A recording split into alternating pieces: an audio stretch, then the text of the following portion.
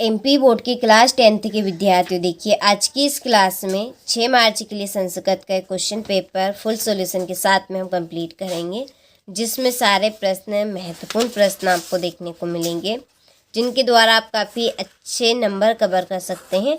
तो इसके लिए मैं आपको देखिए 6 मॉडल पेपर दे रही हूँ 6 मार्च के लिए, जिनको फुल सॉल्यूशन के साथ में कंप्लीट कर रहे हैं। तो ये आपके 6 मॉडल पेपर हैं। इसमें से मैं आपको सेट ए और बी बता चुकी हूँ, आपने अभी तक नहीं देखे तो आप चैनल पर जाकर देख सकते हैं। तो चलिए वीडियो को शुरू करते हैं और सारे ही प्रश्नों को हम फुल सॉल्यूशन के साथ में समझेंगे। तो देखिए पहला प्रश्न है, रामे नीति रूपम कशु भक्ति अस्ति। तो इसका आंसर है आपका तृतीया। दूसरा है, राजनम शब्द से प्रथमा विभक्ति बहुवचनस्य रूपम अस्ति राजना। तीसरा है, द्वितीय विभक्ति रूपम अस्ति फलम। ठीक है, क्या है इसका आंसर? फलम हो गया। चलिए आगे बढ़े और सारे ही इस तरह के मैं आपको महत्वपूर्ण प्रश्न दे रही हूँ।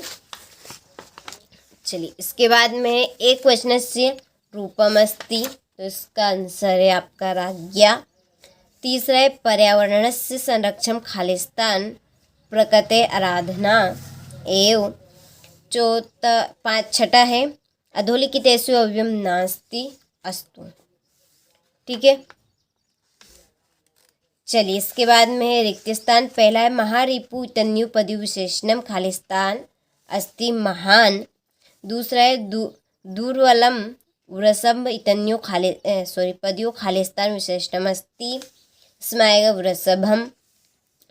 और तीसरा, अमरम इतस्सी पर्यापदम खालिस्तान अस्ति, तो इसका आंसर है आपका रसाल।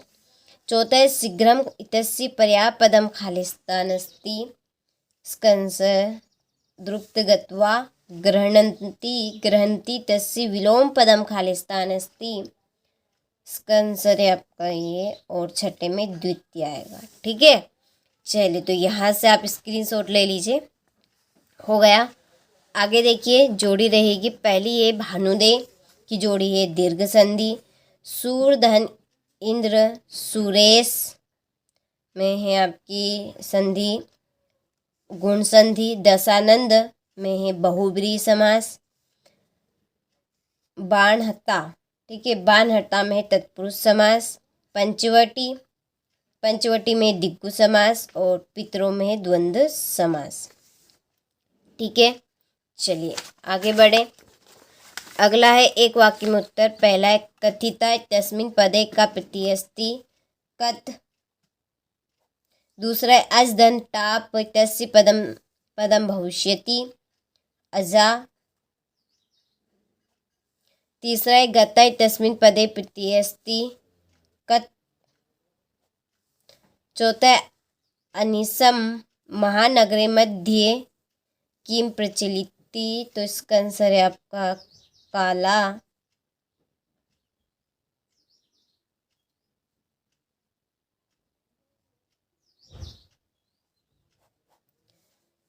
काकचेष्ट विद्यार्थी की दश छात्र मन्यन्ते, तो इसका आंसर है आदर्श।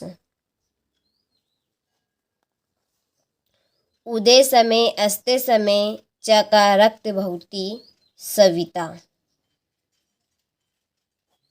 ठीक है, चलिए आगे देखिए। इसके बाद में है आम और ना। तो यहाँ पर मैं आपके आम और ना कंप्लीट कर देती हूँ, आप इनको पढ़ के और अच्छे से कंप्लीट कर लीजिएगा।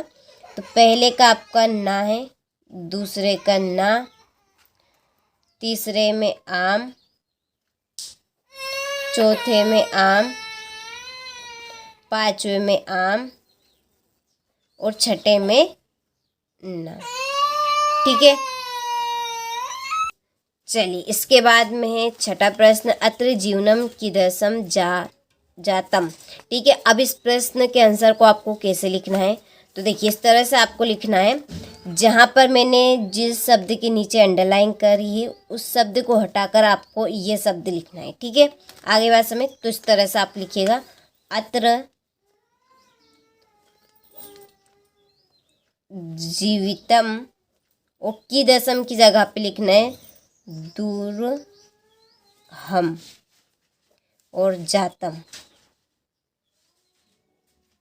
ठीक है, और यहाँ पर फुल स्टॉप देना है। हो गया। चलिए इसके बाद में सर्वदा सर्वकारेषु का बलवती, तो आपको का की जगह पे लिखना है बुद्धि। ठीक है, तो इसका आंसर भी आपको इसी तरह से कंप्लीट करना है कि सर्वदा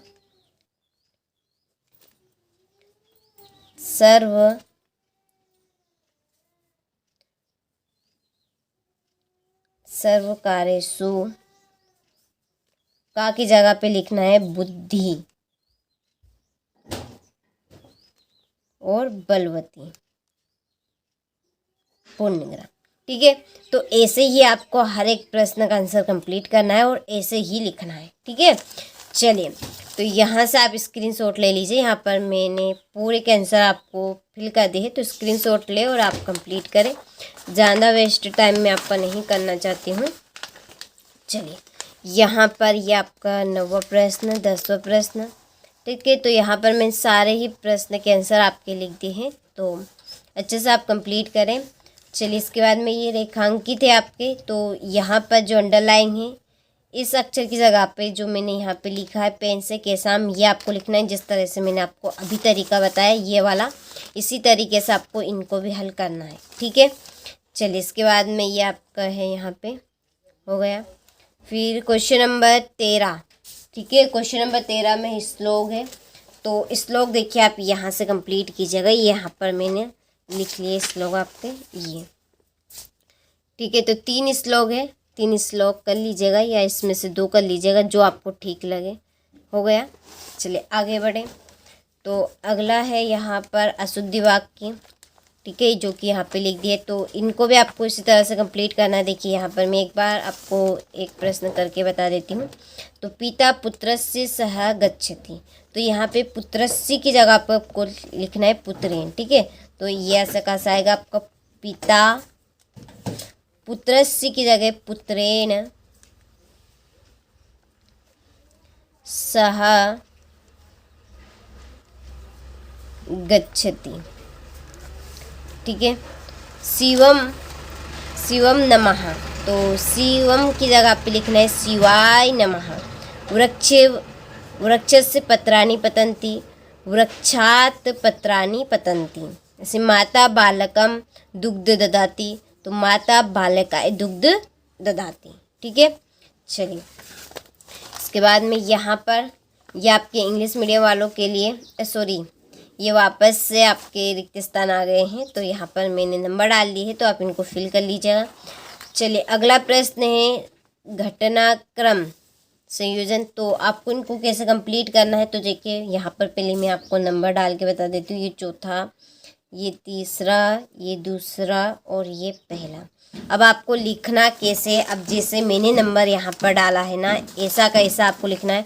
तो पहले नंबर पे क्या लिखना है, जो मैंने पहली लाइन यहाँ पे पहला नंबर डाला है, ठीक है ये वाला, तो इसको आपको पहले नंबर पे डालना है, पहले करके ये क्वेश्चन। ठीक है, आपको ये पूरी लाइन लिख लेनी है। हो गया, दूसरे पे ये वाली लाइन लिखनी है, दूसरा नंबर डाल के ये वाली लाइन लिख दीजिएगा 3 वाली। ठीक है, ये पूरी लाइन लिखना है। तीसरे नंबर पे ये डालनी है। ठीक है, तीसरा नंबर डाल दीजिएगा, फिर लिख दीजिएगा। फिर ये है आपका चौथा, तो ये चौथा नंबर डाल दीजिएगा, वो लिख दीजिएगा। ठीक है, तो इस तरह से क्रम संयोजन आपको कंप्लीट करना है।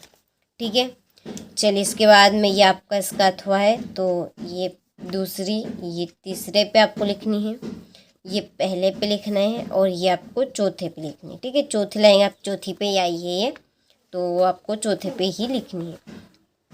चलिए यहाँ से देखिए ये आपके वाच्य परिवर्तन है। ठीक है,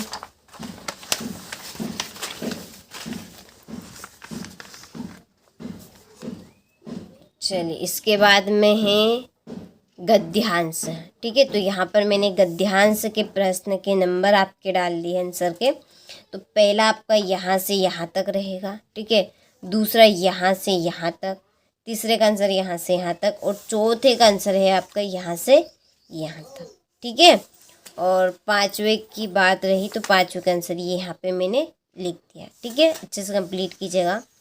इसी तरह से ये इसका नीचे इसके अथवा है, तो इसका भी मैंने आंसर लिख दिए इनके भी आपको, तो स्क्रीनशॉट आप ले लीजिए और कंप्लीट कर लीजिएगा।